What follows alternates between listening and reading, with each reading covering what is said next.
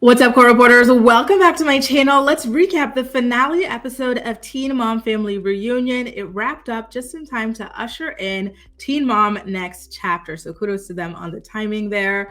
As usual, I am using Philo to watch this show. So if you, like me, would like to use a program to watch Teen Mom Family Reunion and a bunch of other shows, make sure to hit the affiliate link in the description box down below to sign up for Philo. You've got a free trial, or you could just sign up for the whole thing. Now, let's get into this episode. I gotta say, it was a very feel-good, like, not too much going on sort of an episode, and I like it. We kicked off with like a montage of Tyler and Kate's relationship over the years, and it really has been incredible to watch them literally grow up together. Like, just seeing their baby faces then and how tiny they were versus them now as like full-grown adults is crazy. Time truly flies. Then we've got Cory, who talks to Sean over on the patio about his engagement to Jade. And then we got another kind of throwback situation where it's another montage of Sean and Jade's relationship. And it has been an incredibly tumultuous relationship over the years that has led to 3 engagements. So we got to see every ring and whatnot, which I felt like was rather wasteful. Like, what did they do with all of these rings after their broken engagements? Hopefully they've kept them and they can become family heirloom rings, but I wouldn't be surprised if they pawned them off either. So Cory says, like, okay, after talking to Sean, I realized that it really is time for me to make up my mind on what I want to do in my relationship with Taylor. And Sean tells us in his confessional that like his failed engagements with Jade over the years are proof that you can't just rush into things. But here's the thing. 6-7 years and like 3 kids later, Cory would not be rushing into marriage with Taylor at this point, right? And there's a big difference between Cory and Sean. Cory was never an addict. Cory, like, you know, always kept a job. He was always like a super productive person. And Sean was like the complete opposite. He was very unstable. Like, we didn't see Cory and Taylor like calling the cops on each other and things like that. Like, completely different story. And again, 7 years in, 2-3 kids later, it's not rushing it. So go ahead, Cory. At this point, in my opinion, I don't think he wants to marry Taylor, and he just keeps on prolonging it, quote unquote, for the kids.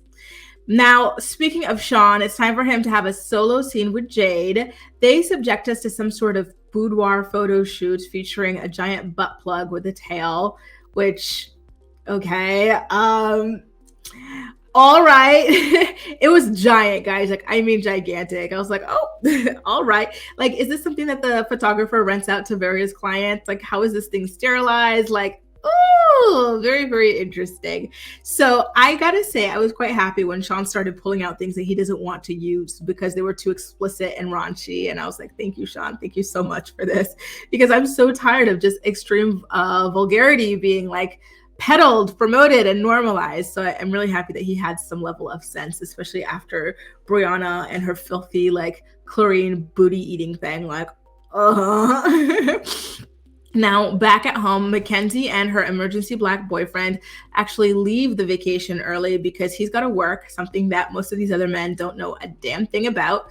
And in their kind of like send-off message confessional, he says that he sees marriage, babies, and happiness in their future, which I just heard that they got engaged. And I spent this whole entire episode like waiting to see the proposal, but it never happened. I thought it happened here because it was like on the beach and everything like that. I was like, oh my God, like, someone check on Taylor after all that like begging she's been doing from Cory, right? But alas, I guess we'll have to wait for next chapter to see that play out. And speaking of marriage, Cheyenne and Zach are celebrating their 1-year anniversary, and Ryder FaceTime Cheyenne to wish her and Zach a happy wedding anniversary. And then Zach sets up a boat ride to a private island for them to celebrate alone, which I thought was very, very romantic. But they like go there on this like tiny like rinky-dink boat.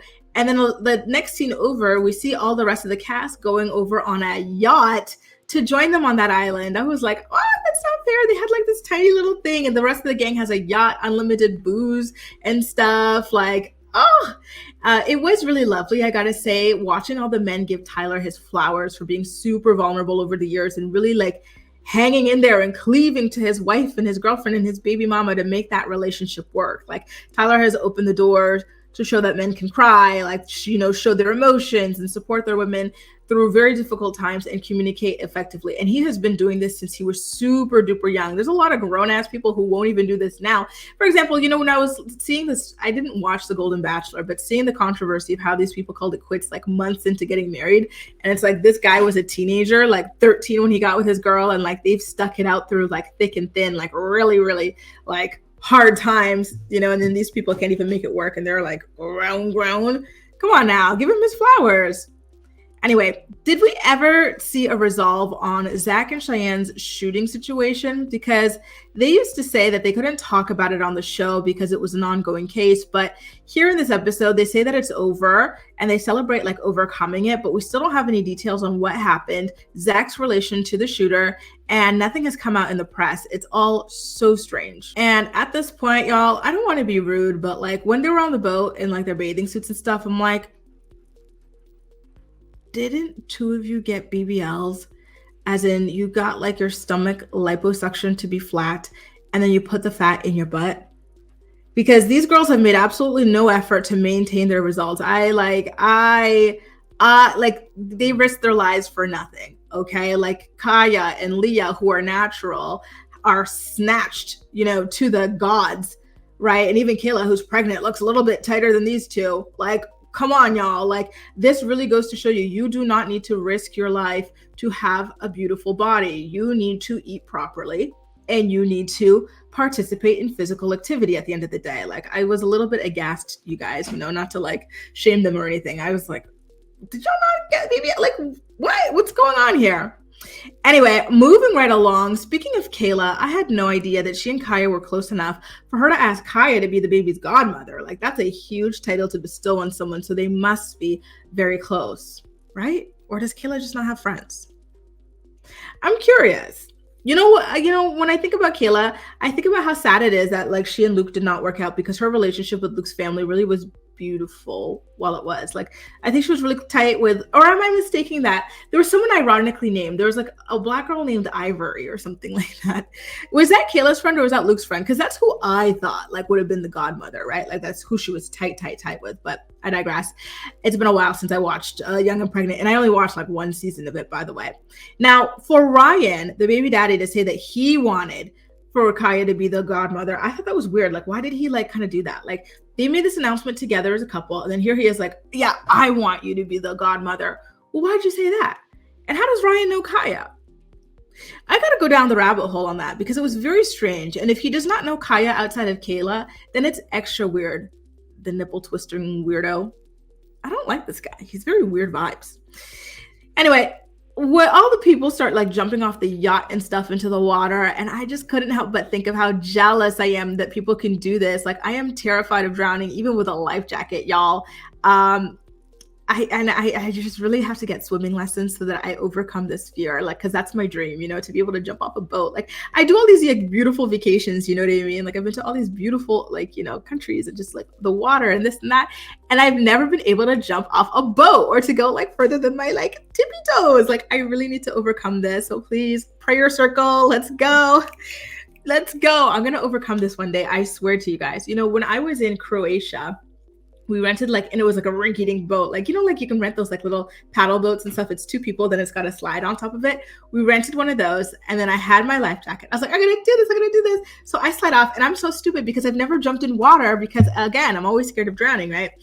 So I forget you're supposed to close your mouth and not breathe under the water. So I just get off the slide and I'm like, yay, with my mouth open. And I just inhale all this water. I'm freaking out. I'm panicking. And then, of course, when you jump in the water, you sink anyway, and then you come back up. You're like this, right? And I just felt the sinking, and I'm like, oh, it's over. Oh my God, I died. It was really honestly, that was really traumatic. It was like panicking hardcore. Like it was hardcore, but luckily I had some good people with me to save me. Now, speaking of panicking, like, Kaya feels something on her foot, and Jade too. And then they scream for a little bit, and then Jade's like, oh, it's a leaf. And then dramatic ass Kaya just keeps on screaming, panic, swimming back to the boat. It's like, calm down, girl. Like, you and Jade felt the same thing. She already said it's a leaf. Like, it's like I said in my last recap, I think she's too young for this group. She comes across very childish, stacked up against the rest of the people. And that's saying a lot because these people are very immature themselves, you know, for their ages. Now, at the end, they meet up with Cheyenne and Zach on the island, and everybody does a toast, kind of like passing the baton from newlyweds to newlyweds, right? For Jade and Sean to have their wedding and stuff. And so Shy and Zach give advice on like the wedding, and then Zach's like, you know, as one of your groomsmen, I want to step up, or to the best man, I want to step up and like, you know, take on all the stress so that you have like no worries throughout the day, which I thought was a very beautiful thing for him to say. I love when men step up like that, like a little bit of masculine gusto. I like it. And then Cory's like, yeah, and I want to give some advice too. Okay, you forever boyfriend, baby daddy, like, come on, not you giving marriage advice. But anyway, he does give some good relationship advice. But then he like kind of like sets it up by saying, as the most experienced couple, I'm like, are Caitlyn and Tyler a joke to you? They are the most experienced couple. Like, stop it. But again, he did give some good advice, so that was rather lovely. And then they kind of light this like bonfire behind them to celebrate new beginnings and stuff, symbolize burning some of the past. And they almost cremate themselves in the process because those flames were like going everywhere. Now, in front of everybody, Cory, and this is the second time that he's done this. I really do not like men who do this. Like, and this is why I feel he is withholding marriage from Taylor. He knows that she really, really wants it. And he likes her being in this like begging position. Like, it gives him this kind of like sense of power over her. And I feel this way because, for example, like when they were about to come into the villa, what happens? They go to this antique store, right, to find a gift for the group. Or is it Jade and Sean? To find a gift. And then Cory, he sees like this box or something, and then he like gets down on one knee pretending he's going to propose to Taylor. Then he laughs, and it's like, that's mean. You know she's desperate to be married to you. You know she feels embarrassed walking around with these kids at the grocery store and no ring. Those are her words. And like, you do that to her in front of the camera. I was like, ouch, I wouldn't appreciate that. Then he did it again, where he's doing like this like speech on how he and Taylor, everything's great. Like, they just have one final step, you know, like that. And he does the pause and everyone's looking around like, oh my God, he's going to do it. He's going to do it. Like, we're all going to celebrate together right here, right now. And then he's like, and yeah, that day will come one day. That's so mean. Like, he really just humiliated her in front of everybody. And everybody laughed because they were so uncomfortable. I'm like, yikes, the double humiliation. Like, this man really gets off on Taylor begging him for marriage. Like, Taylor, you played yourself having kids by this man. You truly, truly did, because this was just not cool at all. His ego is out of control. And then Taylor, she kind of laughs it off. I'm like, oh, wow, she's in deep, because she's like, don't worry. I know it's coming. One day I will be Mrs. Wharton. And I'm like, I'm sorry if your last name's Wharton, but like, it's not that cute, okay? And like, when it comes to her last name, Selfridge, like, isn't there a store or something like Selfridge's? Like, that is like a nice name, okay? And so like, I'm like, girl, you should have kept your last name, and you should have given your kids your last name. Like, not you going from Selfridge to Wart, you know? Like, sorry. I'm sorry to the Whartons out there, but it's just, it doesn't, or maybe it sounds okay, like the Wharton School of Business. Am I hating? Let me know if I'm hating, but I see Wart first and foremost when I hear this name, but I'm like, okay, Taylor's got Selfridge's, and then Cory's got the Wharton School of Business. So which like institution do you want to be a part of? Dun, dun, dun, dun. Now, again, I saw the news that Mackenzie and her emergency Black boyfriend got engaged. I'm going to have to go read into that because I was waiting to see it play out on this finale, but it never came, unfortunately. So I'll read the actual article on this engagement. Of course, I will be talking about it as well. Subscribe to my channel if you haven't already to see the video on that. And I'll give you the 411. Perhaps it'll play on next chapter, maybe the debut episode of next chapter. Who knows? Let me know what you thought about the finale episode of Teen Mom Family Reunion in the comment section down below.